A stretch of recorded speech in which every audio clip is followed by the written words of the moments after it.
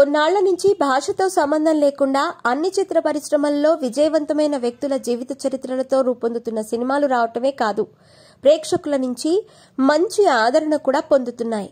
మన దేశానికి 2 వరల్డ్ కప్లు సాధించి పెట్టిన మహేంద్ర సింగ్ ధోని బయోపిక్తో సినిమా తీస్తే బ్లాక్ బస్టర్ హిట్ అయిన సంగతి తెలిసిందే.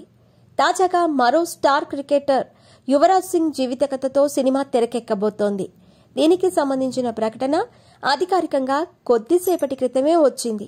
రవి, భూషణ్ కుమార్ సంయుక్తంగా ఈ సినిమాను నిర్మించబోతున్నారు. 2 సంవత్సరాల నుంచి యువరాజ్ సింగ్ కి సంబంధించిన పూర్తి వివరాలను క్షుణ్ణంగా పరిశీలించి కథను, స్క్రిప్ట్ను తయారు చేశామని చెప్పారు.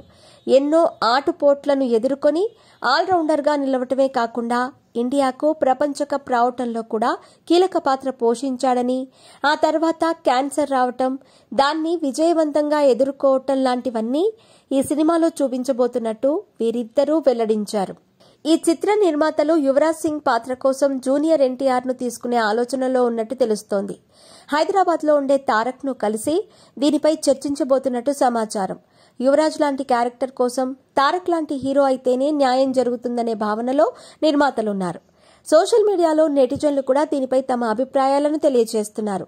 తారక్ ఈ సినిమా చేస్తే రికార్డులు బద్దలవుతాయంటున్నారు.